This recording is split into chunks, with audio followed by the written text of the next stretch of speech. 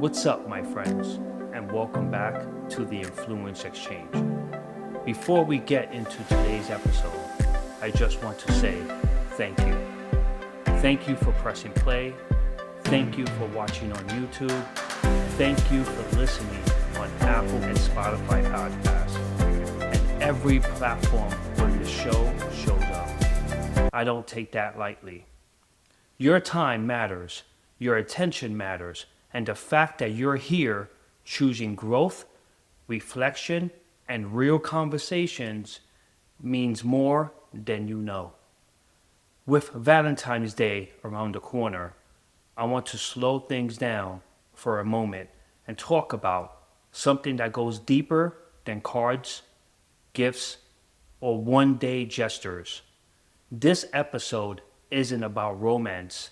It's not about grand performances or perfect moments.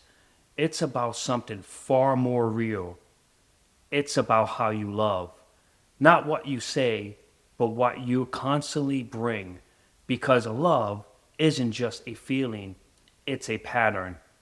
And the way you love, the way you listen, the way you respond under pressure, the way you show up when you're tired, distracted, or even stretched thin, that same pattern shows up everywhere else in your life, at home, in conversations, in friendships, in moments when people need you the most. Today, we're going to talk honestly about why love is proven in small repeated moments, not big gestures. How consistency builds trust faster than intensity. Why emotional availability matters more than perfect words. And how strengthening the way you love improves every relationship you're in. This episode is simple, it's practical, and it's meant for real life, not highlight reels. So whether you're watching this on YouTube, listening on your commute, at the gym, or in a quiet moment to yourself, I'm glad you're here. Now let's dive into it. I want to start this by being honest with you because this topic isn't theory for me, it's personal. For a long time, I thought love was something you showed when it mattered most, in big moments, in special occasions, in important conversations, holidays, even Valentine's Day. I thought if I showed up strong in those moments, I was doing enough. But here's what I've learned, sometimes the hard way. Love isn't proven in big moments. It's revealed in the everyday ones. It's revealed on regular Tuesday nights, in quick conversations, in how you respond when you're tired, in how you listen when you don't feel like talking, in how you show up when nothing special is happening. And I will be honest, there were times in my life where I thought I was showing love, but I wasn't showing presence. I was there physically, but mentally distracted, emotionally drained, rushing from one thing to the next. I wasn't trying to hurt anyone.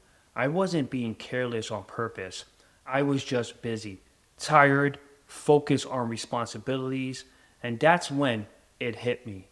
You can care deeply about people and still make them feel unseen if you're not intentional.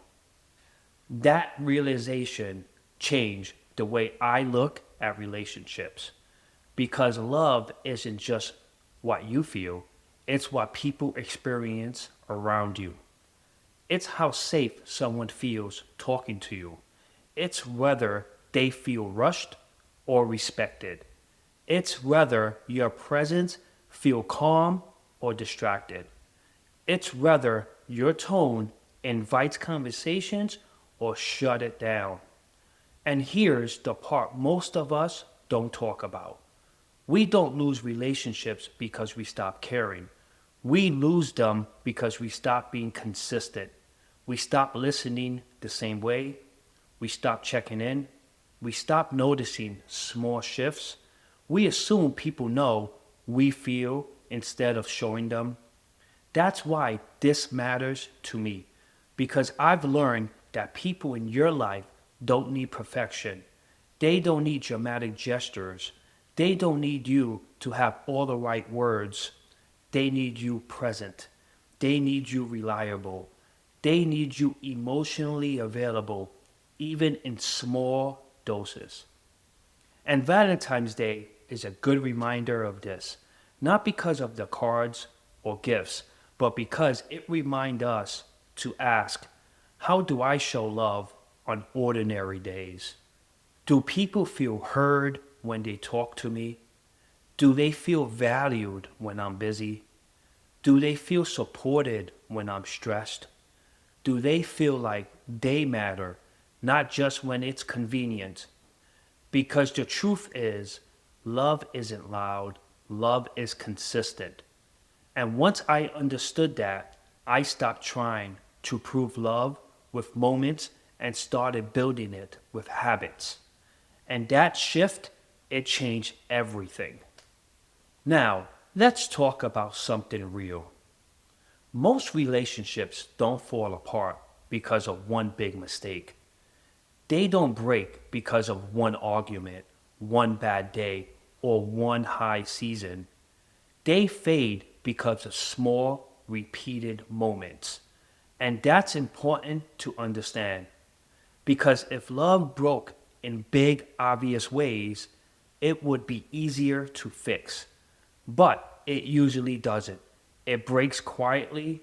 It breaks when you're tired and choose silence instead of conversation. You're stressed and answer short instead of kind. You're distracted and say, yeah, instead of really listening. You're busy and assume they know I care. And here's the key truth: love doesn't disappear, it slowly gets deprioritized. Not on purpose, not out of lack of care, but out of habit. Why this happens to so many people? Most of us live in survival mode.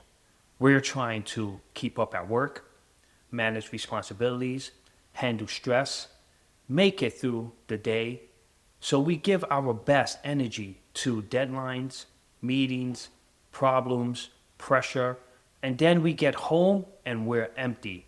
Not because we don't love the people there, but because we spent everything we had before we got to them. So love becomes reactive instead of intentional. You respond instead of connect. You coexist instead of engage. You assume instead of express. And slowly, without realizing it, connection turns into routine. Here's the mistake almost everyone makes at the same point. They believe love is proven by how much they care, not by how consistently they show up. But feelings don't build connection, behavior does. You can love someone deeply and still make them feel unseen, unheard, unimportant, taken for granted, not because you mean to, but because love was left on autopilot. And autopilot never builds closeness. This is where people get confused. They think love needs big conversations, special dates, perfect moments, major changes. Those things are nice, but they are not what sustained connection. What sustained love is checking in, following through, being present, listening without fixing, showing appreciation out loud, making time even when it's inconvenient. Love grows through small actions done often. Not intensity, not perfection, consistency. Here's the simple truth I want you to hear. People don't drift away because they stop loving. They drift away because they stop feeling chosen. Chosen in conversations, chosen in attention, chosen in effort, chosen in presence. And the good news, you don't need to overhaul your relationship. You don't need to be someone else. You don't need to fix everything at once. You just need to stop letting love run on leftovers. Because when love becomes intentional again, even in small ways, connection starts to rebuild naturally. And that brings us to the next part, because now the question becomes, what does this look like in real life? Not theory, not advanced, but in real moments, you'll recognize. Now let's bring this out of theory and into real life. Because when we talk about love, effort, and connection, it can sound abstract until you recognize yourself in the moments. So I want to walk you through a few everyday situations with no judgment, just honesty. Scenario number one: you're in the same room, but not really together. You're sitting on the couch, same space, same house, same night. One of you is on your phone, the other is watching TV. There's no tension, but there's no connection either. And the thought quietly creeps in: we are here, but we're not really with each other. No one did anything wrong, no argument happened, no line was crossed, but nothing was built either, because connection doesn't come from proximity, it comes from presence. Love weakens when time is shared, but attention is divided. Scenario number two: the I tell them later trap. You noticed something good. Your partner handled a tough day well. They showed patience. They helped without being asked. And you think, I should tell them I appreciate that, but you don't. Not because you don't care, but because you assume they already know. Here's the problem: unspoken appreciation expires. What you don't say doesn't land. What you don't express doesn't strengthen anything. Over time, silence gets misread as indifference. Scenario number three: stress shows up louder than love. This one hits close to home for a lot of people. You walk in after a long day, your mind is full, your patience is thin, you're not angry, you're just drained. So your tone is short, your answers are clipped, your energy is closed off, and the other person feels it immediately.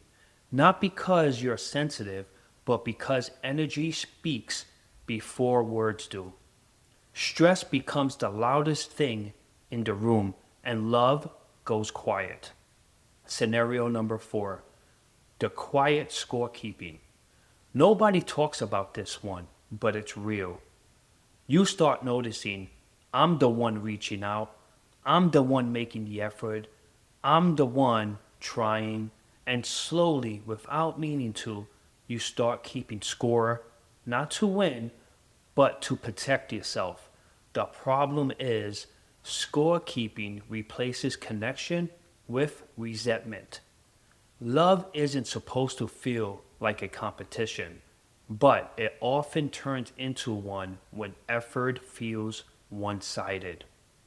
Scenario number five: you're trying, but you're not being felt. This is one of the hardest ones. You are trying, you care, you show up, you love deeply, but somehow the other person still feels distant. And that's confusing, frustrating, and painful, because intention doesn't always equal impact. You can mean well and still miss what the other person needs most. That doesn't make you wrong, it means something needs to be adjusted, not abandoned. The common thread in all of this: none of these scenarios happen because love is gone. They happen because connection stopped being intentional. Life got busy, energy got low, assumptions replaces communication, and effort becomes automatic instead of mindful. And here's the most important part: These moments don't mean your relationship is broken. They mean it's asking for attention. Not a big fix, not a dramatic conversation, not a reset button, just awareness, small adjustments with consistent effort. Because love doesn't disappear overnight. It drifts slowly when no one notices. And the moment you start noticing again, that's when things begin to shift. Which brings us to the next part.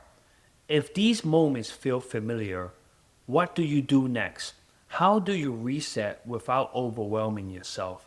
That's exactly what we're going to walk through next. Let's slow this down for a moment because when people realize something feels off in a relationship, the instinct is usually to do too much. Big talks, big plans, big gestures. And while those can matter, real connections are usually rebuilt in much smaller ways. You don't fix distance by forcing closeness. You rebuild closeness by creating safety again. So here's how to start simply, realistically, and without pressure. Step number one, start with one small shift. You don't need to fix everything. You just need to change one moment. Pick one of these because I know I have spoken about exactly this in prior episodes. Put your phone down for 10 minutes. Sit next to them instead of across the room. Ask a real question and actually listen. Make eye contact when they're talking. Offer a hug without saying anything. Connection grows from small, repeated signals, not grand gestures. One moment of presence does more than 10 apologies. Step number two, say one thing you've been holding in. Not a speech, not a confrontation, just one sentence. Something like, I appreciate you. I missed you. I'm glad we're together. Thank you for what you did today. Say it even if it feels obvious. Say it even if it feels awkward. Because people don't feel valued by assumptions, they feel valued by words. Step number three, lower the emotional temperature. If stress has been loud, your job is to soften the room. That doesn't mean ignoring problems, it means changing how you show up. Try this. Slow your voice, breathe before responding, choose calm over correctness, pause instead of reacting. When one person lowers the temperature, the entire dramatic shifts. Peace is contagious. Step number four, replace fixing with listening. A lot of people think connection means offering solutions, but most of the time, what the other person really wants is to be heard.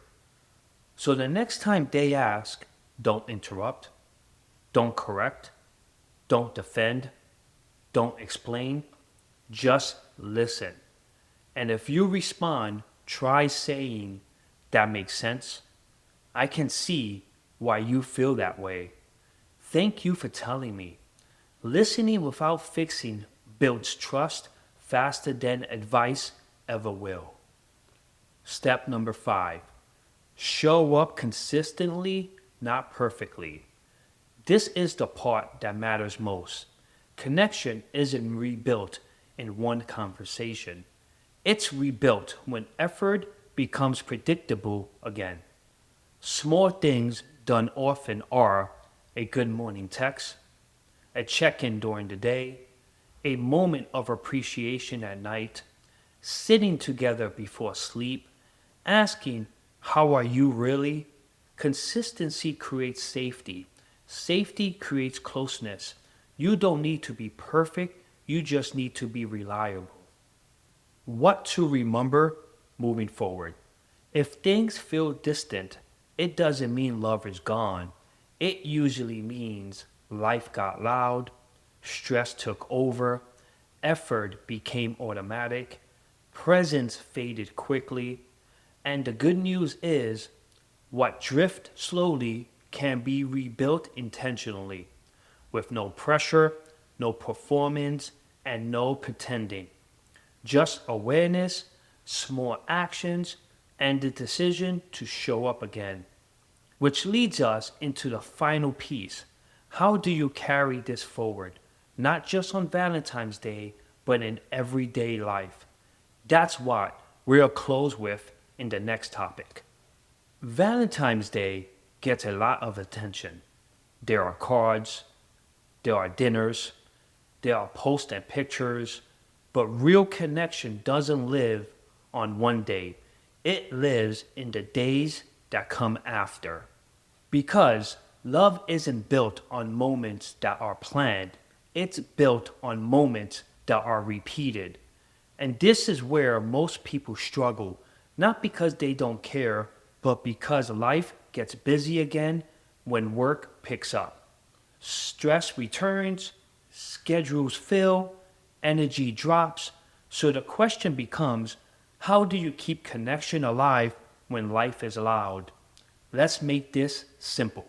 Number one, stop waiting for the right time. There is no perfect moment to reconnect. If you wait for less stress, more time, better moods, fewer distractions, you'll wait forever. Connection doesn't require perfect conditions, it requires intention. A quick check in, a few honest words, a moment of attention, those count more than waiting for a free weekend. Number two, make one daily connection and make it non negotiable. Not a big conversation, not a deep talk every night, just one consistent moment. It could be a 5 minute talk before bed, a text during the day that says, thinking of you, sitting together without phones, asking one real question and listening. When something becomes daily, it becomes safe. When it becomes safe, people open up again. Small consistency built big trust. Number three, choose curiosity over assumptions. When distance creeps in, people often assume the worst. They don't care, they have changed, they're pulling away, but most of the time, that's not true. So instead of assuming, ask. And when you ask, listen without defending. Try asking, how have you been feeling lately? Is there anything I've been missing? What do you need more from me? Curiosity keeps connection alive and assumptions slowly kills it. Number four, repair matters more than being right. Disagreements will happen. Misunderstandings will happen. Tension will happen. And all of that is normal. What matters isn't avoiding conflict, it's how quickly and honestly you repair it. Repair usually sounds like, I shouldn't have said that. I was wrong. I understand you better now. I'm sorry.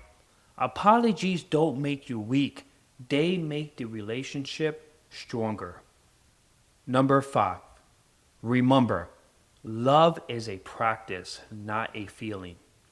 Feelings change, energy changes, seasons change, but love grows through action by showing up, listening, trying again, choosing patience, offering grace. Even on ordinary days, connection fades when it's taken for granted and it strengthens when it's practiced. If your relationship feels a little distant right now, that doesn't mean something is broken. It usually means something needs attention. And attention doesn't require perfection, it requires presence. So don't aim to be flawless, aim to be available. That choice, repeated over time, changes everything. So now, before we wrap up, I want to take a moment and say thank you. Thank you for listening. Thank you for watching on YouTube. Thank you for spending part of your day here with me. I know your time matters, and the fact that you chose to press play means more than you probably realize. I also want to be very clear about something. I'm not speaking to you from a place of perfection. I'm still learning. I've made mistakes. I've said the wrong things. I've handled moments poorly. I've had to apologize. I've had to grow, and I still am. Everything we talked about today doesn't come from getting it right every time. It came from getting it wrong and choosing to do better after. So if you're listening and thinking, I'm not where I want to be, or I've messed up before, you're not alone. You're human, and you're still capable of building something meaningful.